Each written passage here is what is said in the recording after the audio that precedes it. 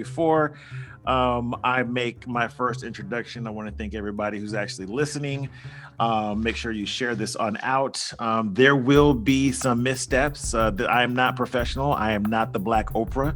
So you will not see me, being fully 100 factual. I do not check fact until after the fact. So my grammar is not perfect. I'm not a walking dictionary. There'll be a lot of slang. There'll be a lot of interruptions. This will not be your typical podcast discussion. So just in short, for those who are listening or watching for the first time, this whole discussion is just based to help people find opportunities, find roles that they can identify with, whether they're, early on in their career, maybe they're in high school, maybe they're still in college and trying to figure out still what the heck they want to do after they get past those first 2 years of general ed and what do they go out and search for. And so a lot of times, a lot of people, for whatever instances, have a lot of difficulty making some decisions. So I just thought to myself, me even having 2 kids who are about to go to the whole college experience, is to give them some insights to roles that might necessarily be on their radar.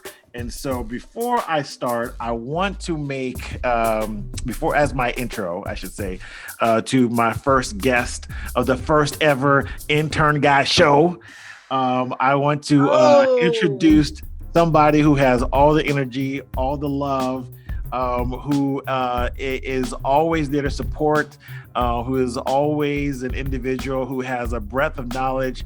Right when you think that you're like done with something, she comes out with like, have you tried this or have you done this? And I want to introduce somebody who I think is a great talent from social media to the internet.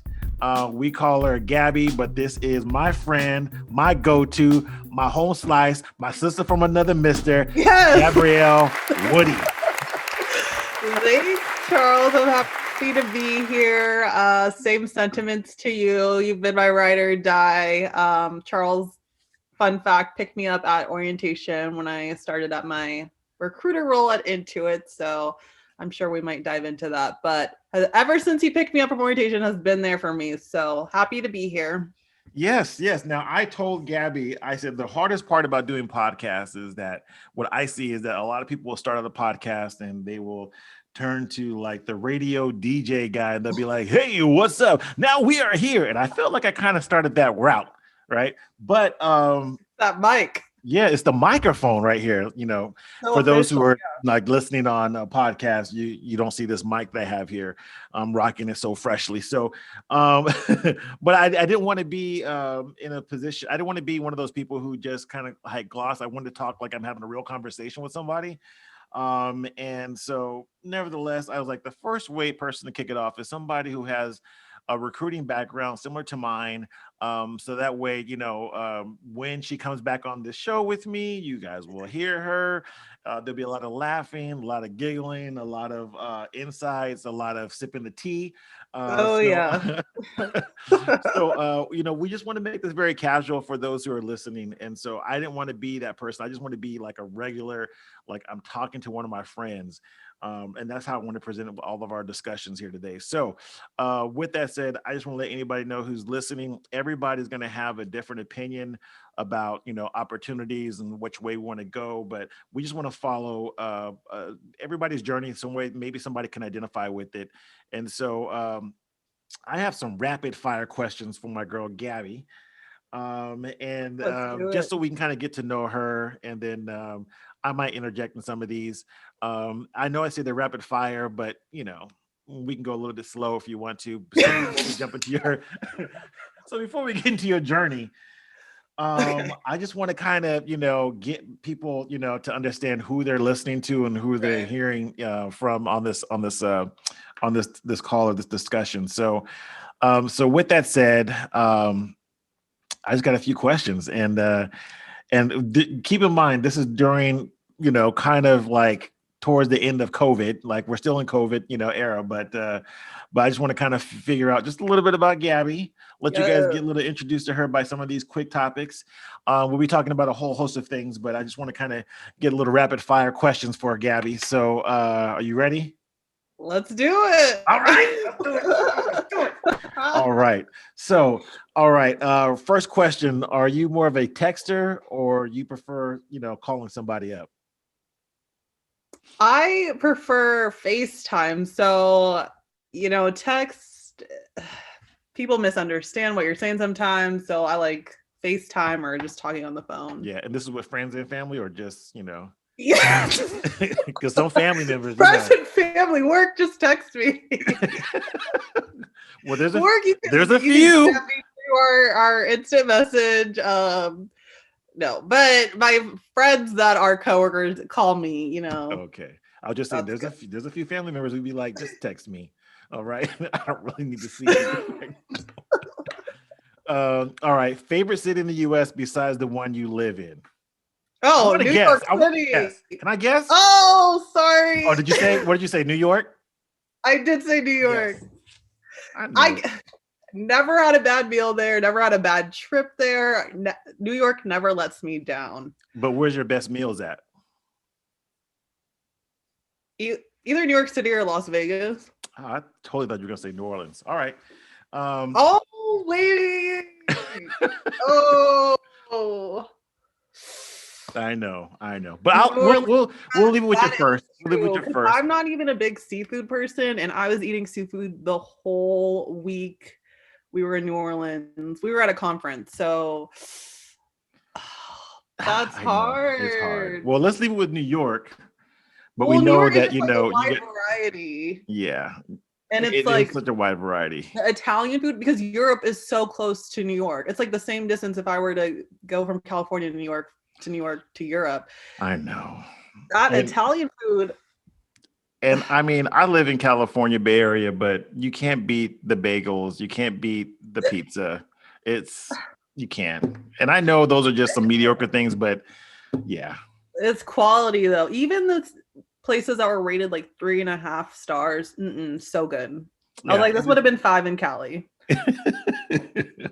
No. Oh, okay. Let's move on to the next question. Okay. Last song you listened to? Oh, let me pull up Spotify. I'm very random.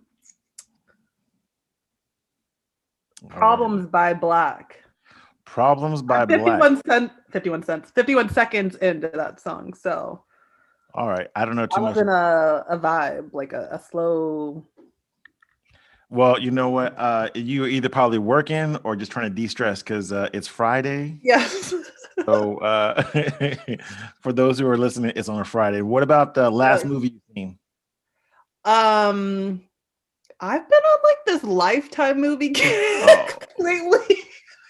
How many men have been killed? How many men have cheated? How many men have done a woman wrong? Was it with the cheerleader, or was it with the coworker, or was No, it but with the it was babysitter? because Megan Good was featured. Yes, it was like Death Saved My Life. And all I saw was like Megan Good, Megan Good, Megan Good on the previews. And I was like, any movie Megan Good's in, I'm watching. And I was like, Lifetime, let's stream it. So it's called Death Saved My Life, I think. But yeah, Megan Good's in there. Okay, it just then. came out like a few weeks ago. When I'm half asleep and really full and laying on the couch with a half wide eye open, I might accidentally We gotta watch it. support Megan. I Yeah. gotta watch it. They did Whitney and they've done Aaliyah. They've done every person I love wrong. Yeah. So that's why I can't really watch They Lifetime. do have I know I'm never getting a sponsor after they seeing had that. like the Salt and Pepper movie. They had I can't trust them. the one about Dr. Dre, and I was like, I was like, whoa, I didn't realize all this was happening. Yeah, I can't trust them. This is a recent, I would say since like January, I just started getting a Lifetime. On the weekends, it's just movie after movie, and then it makes me a little paranoid because I'm like, people getting kidnapped me. But that's Lifetime. What about let me see. What is an unpopular opinion that you have? Beyonce is queen. Like people argue with me all the time on this. Beyonce. You think that's an unpopular opinion? Everybody thinks that Beyonce is a queen. What's an unpopular? No, people argue with me about that. They're like, no, she's all right. I just don't see it. Well, I'm not a huge Beyonce fan. I'm not saying that she's not good. She's not a great performer, But then I know some people who are like you, where I'm just kind of like, yeah, but you know how I feel. And I'm not going to go against, I'm not going against the queen. Nah, I'm not going against the queen. I'm trying to make this a show. I ain't trying to We're get arguing blocked on on the first TikTok one. about this right now. Yeah. So let's just change the subject now. Last concert you've been to? I feel like it was Coachella of what are we? We're in 2021, 2019. 2019. I think that was my last concert because after 2016, I feel like every year Coachella was my thing. I was like, I'll just see all the artists at once, and I would like prepare for that. And I was so ready 2020 for Coachella. I was like, this lineup, it had a good mix of like Yeah, Frank rap. Ocean. It had a lot of good people on there. And some people I hadn't seen, but that was canceled. So I want to say Coachella 2019. Yeah. And that It was was who? a Who was the big long performer? time ago. I miss concerts a lot. Like, I know. I miss them too. I miss more going to basketball games. So, but yeah. Best concert yeah. you've been to?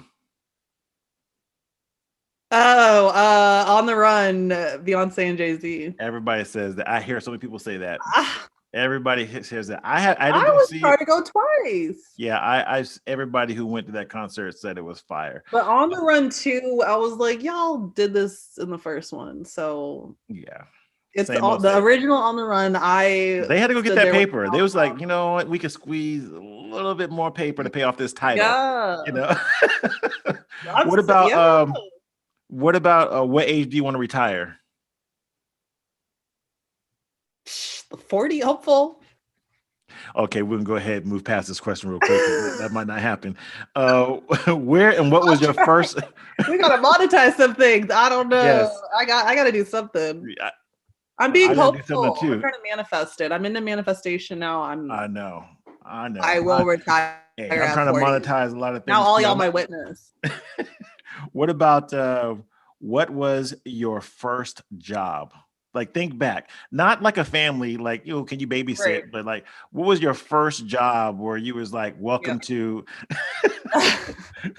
like your first, like my first job in high school, I would do cheer gymnastics. So there was a gym really close to my parents' house, and like I could even walk there. And I would do cheer gymnastics for young, like elementary school kids. Okay, then. And then on the weekends they had birthday parties, so I would help with the birthday parties, and like kids would play like with the parachute and like the ball pits. Everybody loves the parachute. That's like probably the highlight. And I got to control the music for the party. It was fun. But then in college I worked at when you say hi, welcome to something, and not for me. Okay, that's what I was like. I gotta stick to college because I cannot. Retail was not for me. So I like kudos to anyone who does retail. Anyone in the food industry too. I have so much respect for them. I've had my days. I did. Customers are not nice. I had two jobs in high school that was around that, and I was just realizing myself like, I got to get an education. This is not going to be for me unless I'm owning this or I'm like a superior super manager. Yes, exactly. Yeah, and then it was just like seeing how long it took for someone to get to be a district manager. So I worked at Justice for Girls, like the clothing store. And it had used to be called Limited 2, which I wore when I was a kid, but I think Justice and Limited 2 merged, and by the time I was in college, it was called Justice for Girls. And I worked there, but it's like I couldn't. Hey, I can't say anything. We love Justice. If Justice wants to sponsor this show, go ahead and feel free to reach out to her brother. It wasn't the brand. I had a cool management. It's like and came home with glitter on your clothes all the time, right? All the time. And sometimes I would have to like come in at the middle of the night to like reset the floor. I would be there from 12 to 4 a.m. like switching where the merchandise was going. And I like remember I was studying for the GRE, and I was just like, they were like forcing me to come in. I was like, I want to get into grad school. That's my priority. Like, you guys could find someone. And they were like kind of threatening me. So I was just like, it's time to go. But that wasn't Justice itself. It was my specific assistant manager at the time. We're still trying to keep No those hard sponsors. feelings. Like Still trying to everyone, keep those like it is a sponsors. business. Like no, girl, you need to come in. Like no hard feelings. I'm just saying, like You're that like, was no hard my feelings, Justice. You can find me online. I still want to do some clothes with you. Go JoJo with your whole I brand. I will love if I ever you. have a daughter, I will let her wear Justice. There's no hard feelings there. But I just Now, I what think I was about getting what paid was like $8, 8 something an hour, and I like really wanted to get into grad school, and the GRE was a component of it. And I was like, I just got to focus on $8 grad an school. hour? That's Yeah, rough. when you calculate it, and I feel like I was working like 12 to 15 hours a week. I just like when you calculate it, you take taxes out. It's just like Yeah, my you're parents doing were like, all this "No, what for like that's not worth $5? it." Literally, Yeah. my parents were like, "Focus on school." Like the stress it's bringing you when you want to focus on X, Y, and Z. And I'm like, "You're right." It makes it So rough. It makes it rough. I've yeah, had my fair share of retail as well as working in food services. So I'm not going yeah. to do it. I think my next question, I have a few questions before we really get into this journey here, right? Yes. So, what level of education do you have? These are the last really quick questions. So, what Okay, level of education do you master's, have? You have a master's in master's? All psychology. right. And so, are you still carrying school loans? No, I paid them off. Oh, okay. You a high roller, Nola, shot caller. Well, shout out to my parents for letting me live with them after my grad school. So instead of paying rent, I was paying for my school loans, and every bonus I got at work went straight to my school loans. So, Hey, you gotta do what you did what you had to do, right? but that paying those off, I think, really is what helped boost my credit. So, yeah. Hey, when you get above that 750, Yeah, they'll let you get anything at that yeah, point. I'd be like, I'm can I get learning now. those? I'm like, oh, Yeah, I'd be like, can I get those 3 kids over there? Can I get? They'd be like, well, wait a second, let me check your credit. Can I get those uh, 5 people over there? No, I'm just right. joking, people. Um, so what about first job out of college? Oh, I was a university recruiter at Altera, which was a semiconductor company headquartered in the Bay Area, so like San Jose area where I'm from. Okay. Yeah, and so it was like a medium-sized company, and any intern or new grad role came to me through the US and Canada, and Okay. yeah, I got to recruit a wide variety of roles, so that was cool. All right, good, good. Now we are officially done with the rapid fire, even though it wasn't We as rapid. start. But you know us, like I gotta ask questions. I gotta ask. I Yes. gotta pop in. So I know we got a little bit of time to take care of this, but I wanted to kind of get into the journey of uh, of Gabrielle Woody. We want Let's to get into this hear journey of her life.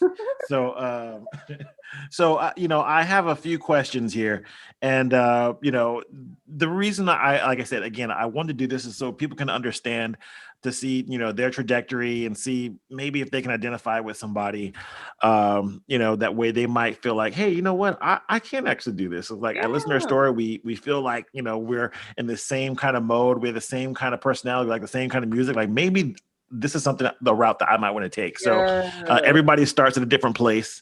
Mhm. So I want to find out what city were you originally from? What city and state are you originally from? So I was born in I was born by the river. No. yeah, we're starting. You guys were starting from birth. I was born in Danbury, Connecticut, but when I think of where I'm from, I say San Jose, California, because majority of my life I grew up in San Jose. But if we want to get technical, I It'd guess be Danbury, Connecticut. Connecticut. But when so with the question I have, and this is just so interesting because we all get asked this question, is when we're a little kid, and you have to probably do it when you're in kindergarten, and you have to do it like at some form of elementary school. Like you're always asked, "Hey, so what do you want to do when you grow up?"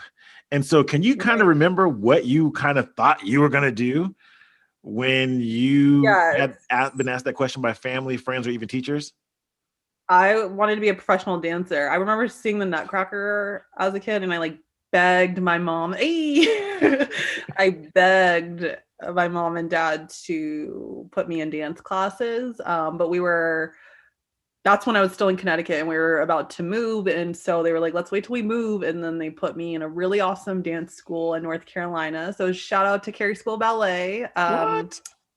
Yeah. And I did ballet, tap, jazz. I was killing it. They had like a company and I was like one of 7 selected in my age group to be in it. And then I moved to California and I didn't like the dance schools. And so reflecting back on it, now that I see like how appreciative everyone is now of dance, and my TikTok feed is a lot of dancers. My Instagram, I follow a lot of dancers on there. Oh, In that's high pretty school, cool. I loved watching So You Think You Dance. But anyways, I wanted to be a professional dancer and I didn't stick with it. And I Gabby, don't it's never too late, girl. It's never too late to leave that That's journey. true. That's true. I could go back, I guess. I mean, I've seen you on the dance floor. We can keep it on. I won't talk about those stories, but but yes, we know you have some dancing skills. You know, she is the best coach out there, y'all. Let me tell you. Charles did see me battle someone one time. Yes, I seen the battle. It went down. Maybe one day I'll give the footage if she allows me. I probably have to pay a fee for it. I knew Gabby win, and then you hit it. Yeah. Yes, yes. So I guess what did you want to do when you went in college? Like you get into college and your whole mentality changes. Like, what were you thinking? Because we know now, probably coming out of, elementary, middle school, high school, you're realizing like, I don't think I want to be a professional dancer. Right. Right. So now you're thinking to yourself, I'm going to college. I'm seeing all my friends have all these different kind of ambitions. You're not going to an art school, a professional art school. Right. So what is going on in your head at this time? You're going to college, like, because I think a lot of college students go to this, right? They get there and, okay, I'm not going to be a fireman. I'm not going to be a policeman. I'm not going to be a doctor. Right. So I'm here. What is going through your head right now? You're going to college. What's going on? Right. So I studied psychology and I was like contemplating being a therapist, psychiatrist, and like looking into that. But I took a counseling course as part of the requirement to graduate. And I was like tearing up hearing some of these stories. And I'm just like, I can't be crying in a session with the patient. That's not it. So I could see that. It's like, girl, I love helping people, but I gotta have the poker face. I gotta be strong for the patient. And yeah, that was my eye-opening moment. Like I'm literally crying. I haven't even met these people. This is literally like me watching a video in class or me reading the story in the textbook. That's hard. I'm an emotional person. Yeah. Not always tears, I'm emotional, like, my reactions and everything else. But I think I'm very empathetic. And sometimes it's like I want to try to solve for that person right there and then. And that's why I knew that probably was not going to be a career for me. So, because I want to be like, let me just fix it. How much money do you need? Like, we can go and buy you a car right now. Like, So, what do you want, a rabbit? We can get you that rabbit right now. No. Yes. And that's another thing. I would probably have been thinking about those patients in need or the clients in need all the time. It probably would have just weighed me down mentally because I would just be worried about them all the time. Like I worry about people. Yeah. So when you went to, you also mentioned that you decided, okay, this is a transition. I think whether you had made your decision on what you wanted to do, you eventually, you did go get a master's. Right. So now we're transitioning. Am I safe to say, even going into your master's program, you had not fully decided what you were going to do? Yes, fully. I wasn't fully decided, but I knew I wasn't ready to go into the workforce. But I knew that I could go into business, even with a psychology degree. And that's what I was trying to figure out during my master's program. So I was doing research on graduate programs and I found one at USC that bridged business and psychology. Okay. All right. So that's where I landed, but still no connection to recruiting at that point. Whatsoever. Right. None. Whatsoever. None. So, wasn't even on my mind. Didn't even know what a recruiter was probably like. You know what? You're leading this into a great segment because I think for those who are listening, You don't go to school to be a recruiter. No, you You don't. do not get a class on Recruiter 101. Right. There are no, really, I don't even see a lot of internships or opportunities for recruiting Right. jobs. You just someday wake up and land in a recruiter role, right? Yes. And so the reason Exactly. I wanted to have you first on this is because there's a lot of people who might be wondering, like, what the Mhm. hell does a recruiter do? And there's so Right. many facets of them, and we might not cover them all right here. But what I want to know is, how Yeah. in the world did you land Hmm. your recruiter job? Like, did Yes. you think, like, oh, I just want to be an HR assistant and everything else? Just like, find us these roles. Like, how did we get here? How did you get to become a recruiter? Right. So walk Excellent me through this question. journey. Hmm.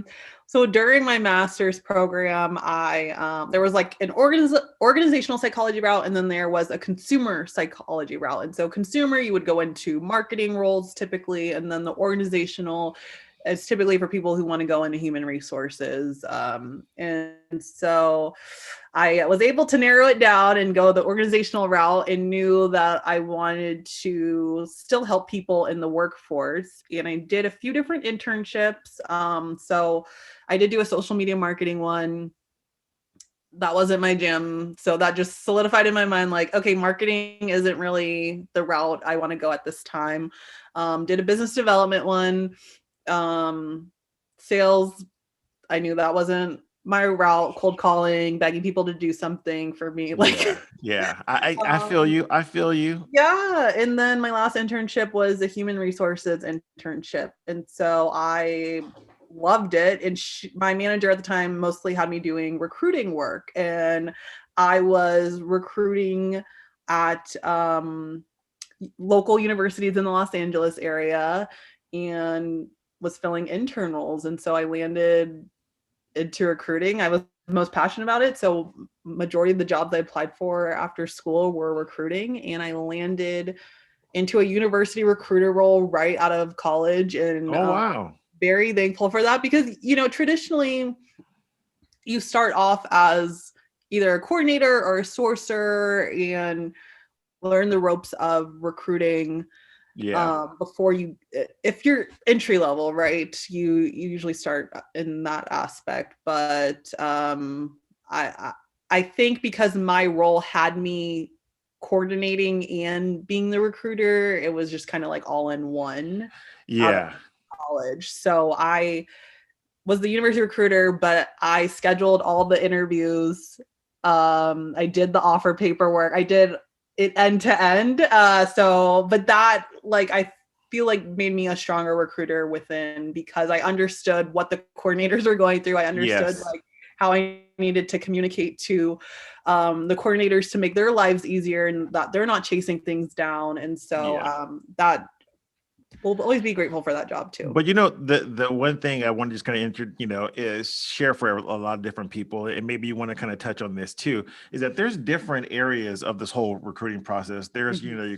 your coordinators who are basically managing and processing a lot of the talent that's coming to you, on helping them be placed on whether they're offers or whether they're the Mhm. individuals who are setting up if you're going to events, or they're making sure that all the paperwork is in line, or doing the helping with the onboarding process. And that's just a lot. And with early career, I'm assuming, and with campus recruiting, going on college and finding interns, this high volume. And so I'm Yeah. assuming you're dealing with a lot of different people at a lot of different times. And then you have the people who are like what we call sourcers, who are the people who are between the coordinator and the recruiter, who are helping and partnering with the recruiter to identify, to post, to identify talent, to prep them, to you know send them over to the recruiter. There's Right. different levels of sourcing, and not sorcerers, Yeah.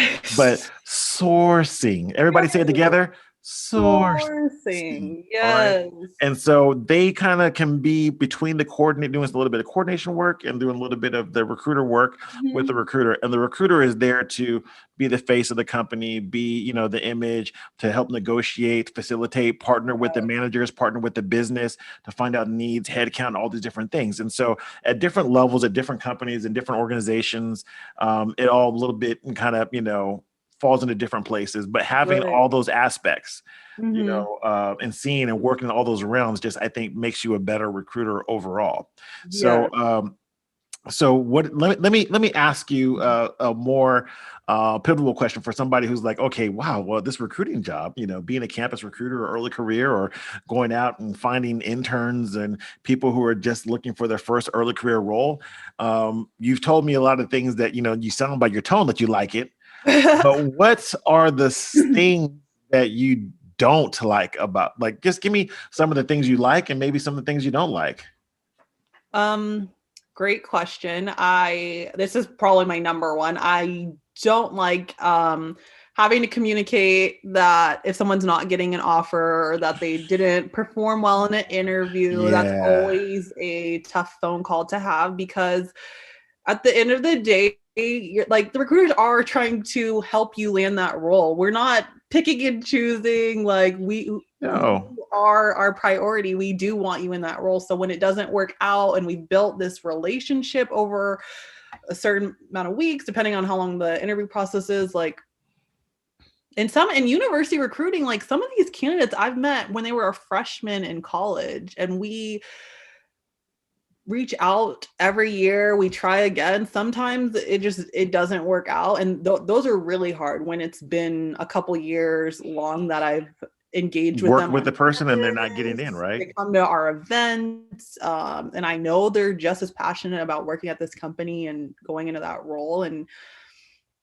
That is hard. I prepped them for the interview, and it didn't work out, and that is That's because the worst. we love people. Like, we are very empathetic to that. That doesn't feel good. Like, there's been interviews I didn't get, like, and I know how that feels. So that is the probably the worst part of the job for me. And also, just like, a lot of people, or I don't know of a lot of people, but it is said, like, recruiters are toxic, and people like, recruiters don't always have the best reputation. And I know that can vary based on the different experiences people have had with recruiters, but I am all about candidate experience. And I see some people who focus more on the business versus the candidate experience versus having a great blend of both. And so I can understand people's viewpoints on that. But to have that reputation, and I hate. I know I fight for my candidates. I know I want to give them the best experience. It can be difficult if someone's like, "You're toxic." Yeah. Well, what Generalizing. about what No one about this? told me I'm toxic, but I've gotten comments on TikTok that recruiters are toxic, but they weren't. I've never heard the toxic thing, but it's the thing that they call us. Like, I cannot stand the term headhunter. Right. Oh, Okay. Maybe that's something we should actually talk about, because some people think a recruiter. There are recruiters who work for agencies or headhunters and are working with multiple companies, and then there are yes. in-house recruiters. We are in-house recruiters. I do not get a bonus per candidate that I Can I though? hire. Can It, I? I am evaluated at the end of the year as if I were like any other employee at our Just company. like another And person. so some people think it's a little, like, sleazy when you're at an agency or the headhunter title, but we are, at least Charles and I are in-house recruiters. We're in-house recruit. Everybody, we are We in-house only work recruiters. with hiring managers directly in our company, and We no don't get no bonuses here. bonuses So if you we get hired. truly want you to get that role. We're truly trying to give you a great end-to-end experience. We're not like doing some funny business here, or No. but But I so can see that on I definitely think agency recruiters have a worse rep than, like, an in-house recruiter. and I don't understand why the rep is so negative when the whole Yeah. goal is to find a person the opportunity. Yes. It's just that there are some agencies out there that are giving really great recruiters a negative reputation, just like Yeah. anything you do, right? I mean, if I go to a really crummy sales, man at a car, at a car salesman, He's Right. definitely going to, I mean, there's going to be some negative connotations associated with that, with me moving forward, right? Same thing with recruiters. I think the one goal that we have as in-house recruiters, because we don't make bonuses and everything else, our whole goal is just to, make sure that we're making a perfect match. I always kind of find myself, how I define it, Gabby, is we're like job and people realtors. Like we are just trying Yes. to That's find that's a good you way the to put it. right job home, and Yes. it's like, oh, what are you looking for? Well, you want to go ahead and find this job. Okay, let me go out and find Yes. somebody. And I bring Oh a my whole goodness. bunch of people to come look at the job and look at the role. And then after that, Yes. then the hard part is when you have to run, I would equate it to like, let's run everybody's like job credit and let's see which experience you have. And oh my Right. gosh, like you have no job credits, and Right. you can't afford this job, and so we end up having to like expel them, and that's where the hard part is. And then Yes. when all of a sudden, the seller of that job, which is the manager we work with, they're looking at two or three people and they're thinking to themselves like, wow, these are really, really good people to take this role. Right. And they have to make a decision on which job, credit they want to take. Does this person have the right this, that? Right. And then all of a sudden we say, all right, we're going to make one offer. And we have to tell the other people like, hey, unfortunately, this job home is already taken. And then Right. they look at us like we're the bad guys. I was like, whoa, whoa, whoa, wait. It's We're like, the I middle can't people. just, We're but you the know middle. what? Keep me in mind because I might have another of these job homes. So That is true. I keep a list of the candidates and their interests. And so when another role opens up, I felt like they were a strong candidate and we did keep the relationship, they're the first people I call before the role's even posted. exactly. And I think that's where, there's a lot of misconceptions about what you, which is leading right into my next my Mhm. next question is and I think you kind of answered some of those questions already. Answered a few that was you answered some of the answers. 1 second. The question I had, you already Yeah. kind of answered, right? Oh, okay. You gave some answers to it. And what I was going to say is that now that I could talk, is it boggles my mind how some people think what we do. And I try to tell people like, uh, and this is probably interesting. When you became a recruiter, how many times, and I know this has happened to you, I know this has happened to you, whenever somebody who is unemployed or your family has a relative who's looking for a Oh, job, mm-hmm. they call you up as if you are the Find me a job. job Yes. god and that you're I, going to find this person a role or a job or make it somehow easier. And then yes. you look at the resume and you're saying, like, I don't recruit for this kind of work. I Or can it's connect you just, with some can people, but you I have no find me a connection. job anywhere? Like thinking we work for an agency. Yeah, I don't do that. I mean, Yeah. but there are some recruiters. Like if I was working at a Kelly Services or if I was working for a Right. Manpower, I might have some connections. But Yeah. in-house recruiters, they are there to work and support, that company or that Right. business and their Right. goals that they're trying to fill for. So if you are a recruiter who's hiring for some company.com and you're the Mhm. recruiter that's supporting all of finance, you are not going to be able to help your friend who just Right. got laid off from a chemical engineering role. Right. I'm sorry. Right. They think you can place any background into any role. And I'm like, my company doesn't have that department. Yeah, and I'm so sorry. I might have some people Well, in my network I software. could share your information with, right? Right. Right. So But so here's the other question. Now that we understand what you do, we understand yeah. a little bit of your journey. We know you probably still use some of those some of them therapist skills on some of us at work. So I gotta be careful what I'm saying to you. I'd be like, so As Gabby, you this do. is tripping me out. She's like, mm-hmm. Keep going. What else is going on? No, but Oh.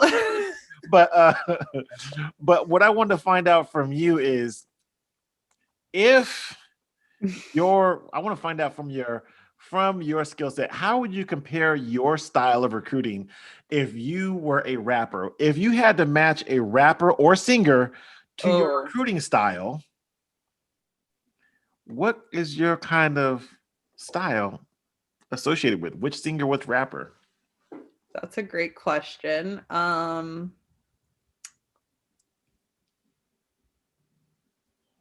See, this Beyonce is, is the one coming to my mind. I'll ah! tell you why. No. I'll tell So you you. think you all that? You think you all that?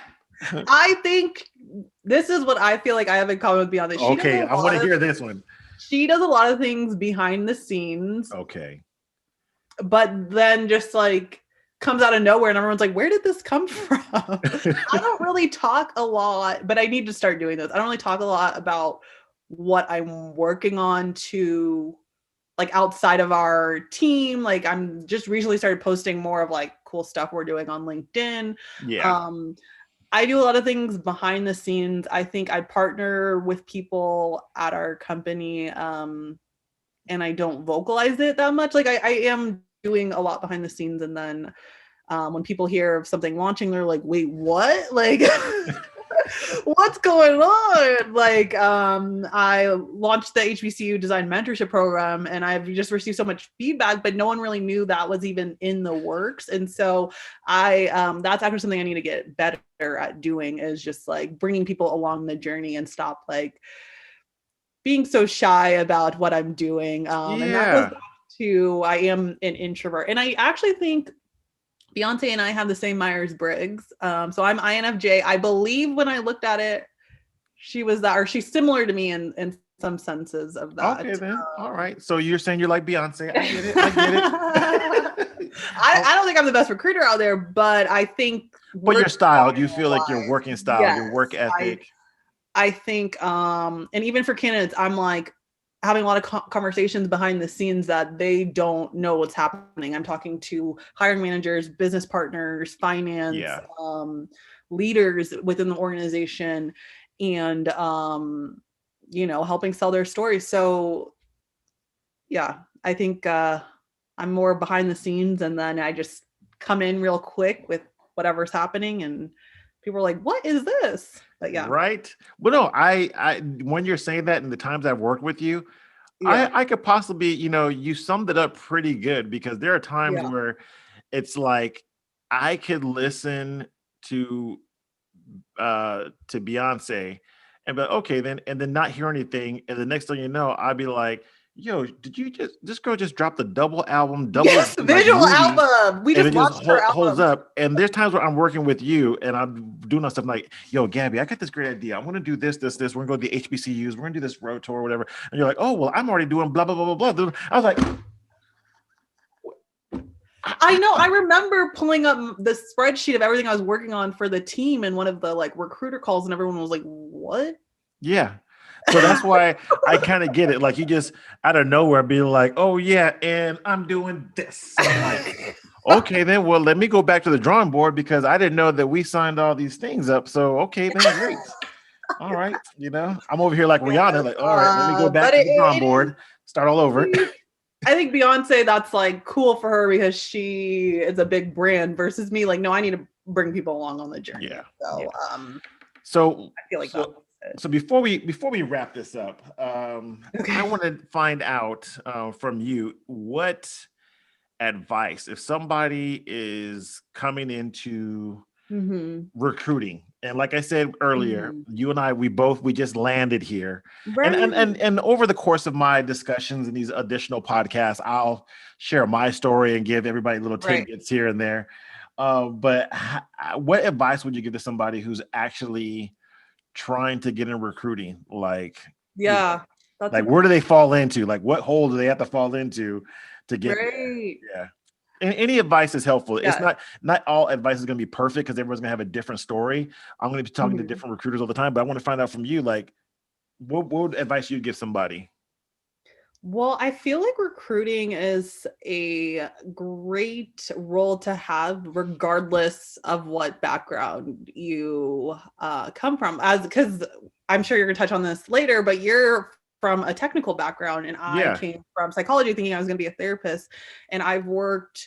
There's been people on our team with political science backgrounds, communications, just a wide variety. So it Yeah. doesn't matter what major you had in college or anything like that. So I think it's beneficial to just start reaching out to recruiters at different companies and trying to build your network there, because Yeah.